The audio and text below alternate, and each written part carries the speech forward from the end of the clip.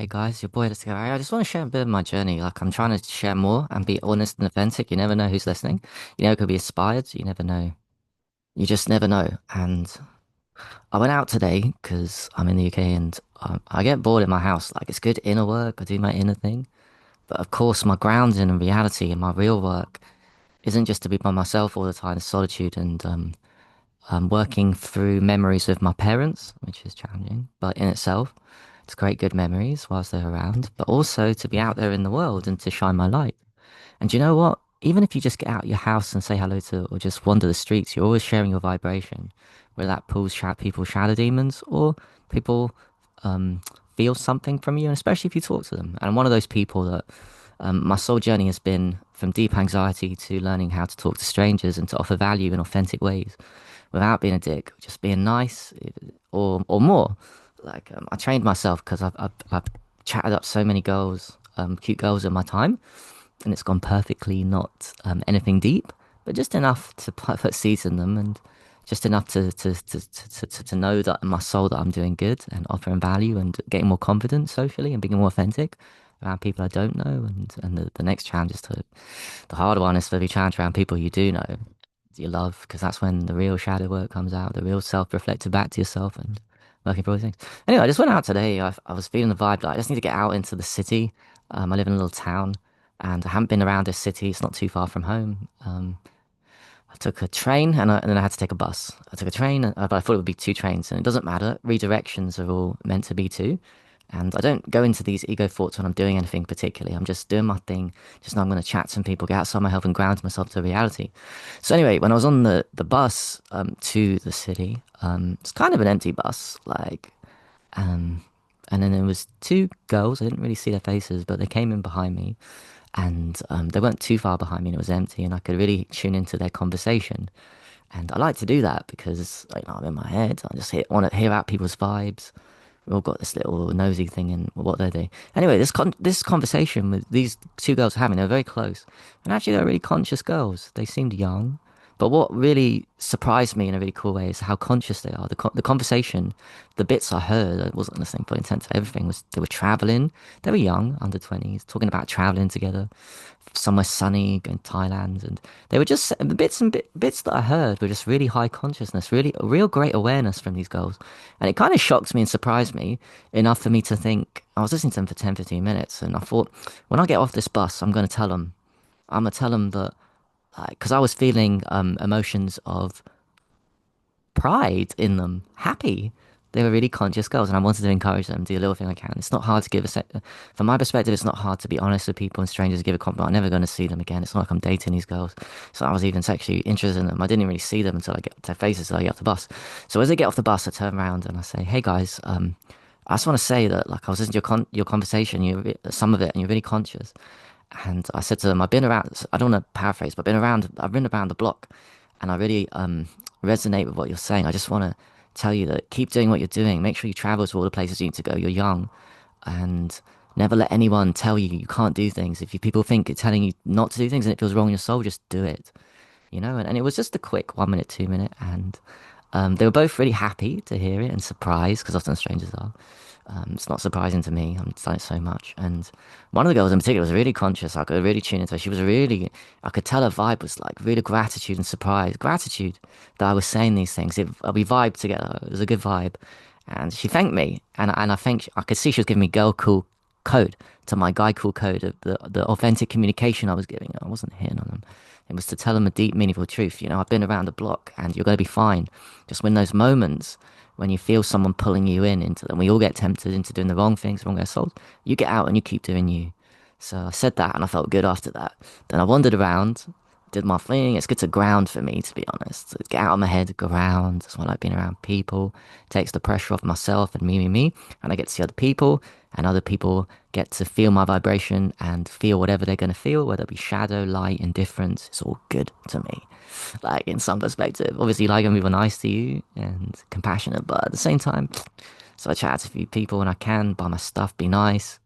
Um, and I was out for an hour and a half. I thought, all right, my vibe's good. I feel good. I've done my thing, been out and about, got the vibes of the weekend, people happy, shopping, all these things. And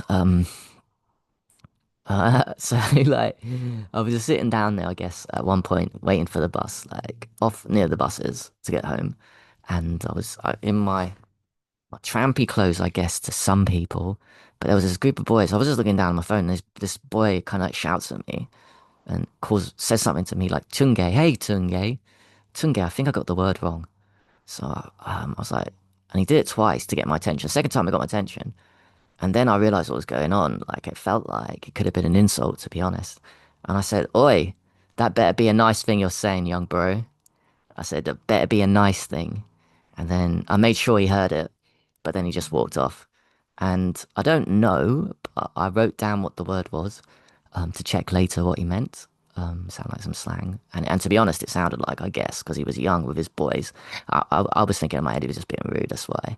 But I was just standing my ground, proud of myself. Like years ago, I just let people think what they want. I actually told him, you better be saying something nice. And so that happened. Shadows, demons. He'll see that on his life review. This is now more why I do these things even more consciously now, because of life reviews. They'll see what thoughts were going through my head from my perspective, from the little comments, good or bad, or the little things, good or bad, I say to people. So I'll follow the ripple effects of the good and bad. And when people insult me, and I'm like, hey, careful, man. You grow up and stuff. And then just when I thought I can get more interesting, like on the bus back, just as we were getting on, we were all a little bit confused, some of us, whether the bus was the right one for us. And there's a guy sort of isolating himself. I could tell from other people. I do that too, to be honest. So there's a resonation, and then I could tell that there was something up about him. He feels like he's a big victim, and I feel that, but I could feel the energy that he felt more of it. So I didn't think nothing of it. I heard him say something to the driver, and I thought nothing of it. But anyway, everyone sits on the bus, and I like to sit in the back. And accidentally, or not so accidentally, he sat on the very back of the bus, on the very back, and I sat on the one right in front of him. But honestly, consciously, I had no plans to talk to him. No plans. I was in my own head. I was happy with my day. Said hello to a few people, let people see me, ground myself into reality through other people and me. So grounding myself, and just drinking my CBD drinks that I bought that are healthy-ish. And like I don't know, halfway through the journey, 5 days of the journey, I thought I had mine. I was over my new one. I thought, I've got another one here. I'll give it to the guy on the bus. I had like it must have been intuitive thought that I want to do something nice to him. But it was beyond that because I gave it. I said, "Do you want this? It's free, man. It's really good for you." CBD. He says, "Nah." He says, "I'm not into that stuff. I do weed." I was like, "Okay, cool, cool." So I accepted that he didn't want it, and that's cool. But I just wanted to carry on talking to him. Like, something going on there. So I asked him questions like, "Oh yeah, weed, man. Yeah, I do that. It's medicine stuff." He said, "Yeah, yeah. It's not for me. Like medicine, I'm abusing it, and I'm a seller and a dealer of drugs and all these things." I said, "Ah, man, it's all right. We've all been through shit in life." And we got to talking, he talks about I could tell, like, from his eyes, there was a lot of victim mode and trauma. The eyes were big. Another thing I can resonate with, eyes were big. But he was talking to me, so we talked, got to know him a bit, asked him nice questions about his life, what he's been through. 28-year-old boy. His parents died when he was very young, both of them. That's a very deep trauma. And he told me that he got into drugs and he came off drugs, got into drugs and off drugs so many times that I could tell he felt hopeless.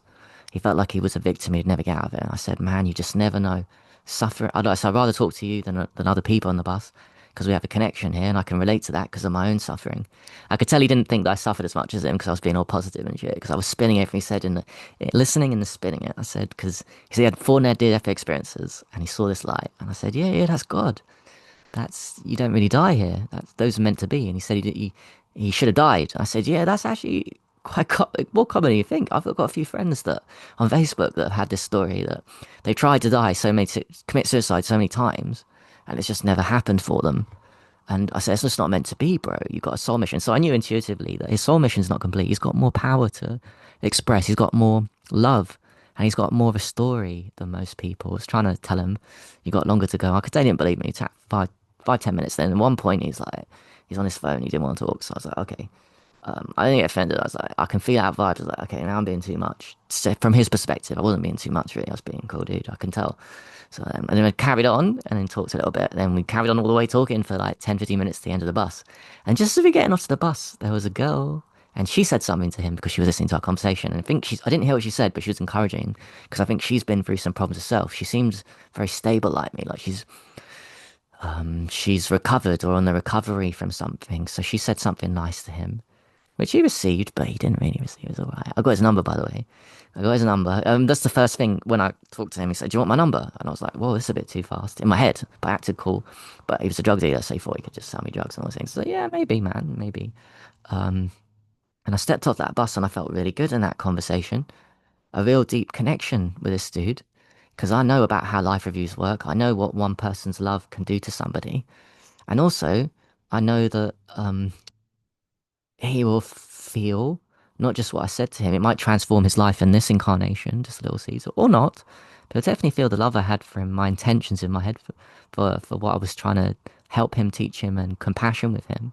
And actually, when I was walking back, I felt sad. I cried about him. There's some like deep connection going on there. Like I don't know, I was crying about myself, reflecting through him, but I was generally crying, happy tears or tears. And then when I came home, I felt more tears for him. I shared the story on Facebook because I got to share this with people. Like, and then I knew as well that my sadness, I genuinely felt compassion for him, will be felt by him when he dies, which is really beautiful. So yeah, I spent quite a bit of time here, like in recovery here, contemplating and crying for him or me, for how far we come on this journey and how much suffering life is. And life is beautiful. I've always been one in my soul mission to I've got good at talking to strangers and being authentic with them. And there's no accidents here. And you just never know. And now I know about life reviews and how you feel. I'll see what becomes of those girls and the boy and the man druggie on the bus. I'll see what happens from what I said. I don't even care if nothing happens. At least he'll probably see that I really cared for him and then try again in the next life if he doesn't make it in this. But I know he's going to be all right. He's not dead, so the soul exit point hasn't been taken. He's got a mission to go on, and it brings out my compassion because, guys, I don't feel enough. I really don't feel a lot. Um, Crying is not a state that I've been in for a long time. I'm quite numb emotionally, but I'm changing. I'm growing and feeling more emotion and compassion for other people, or is it for myself? And I don't even look at it as bad if I cry for other people or for myself. I cry a lot for myself, actually. This life is very beautiful. Make the most and get out of your house sometimes, or a lot of times. Ground yourself to reality and normal people, because I don't see normal people as any different from me. I never have done. Myself never does. I want to go into unconditional love at some point in this incarnation. So I have deep compassion and sympathy for people because that's my journey. I want peace for myself. I want unconditional love for all. I want to help people. And we do help people by what we do. And life is very beautiful, eh? So just to encourage you, man. Just by getting out of your house, you're doing something to people's vibration. It's amazing. And I love life. And I'm only 38 and I've got a lot to tap into. And you never know, man. I've had so many interactions like this in my life. It's beautiful, man. It's not like I'm not suffering. But if you can ease someone's suffering and have a connection, you say things. Say things to people that are meaningful when you can tell they're suffering, man. Or encourage people that are already on their path. All right, peace. Oh, I don't know how to record this. Stop this. All right.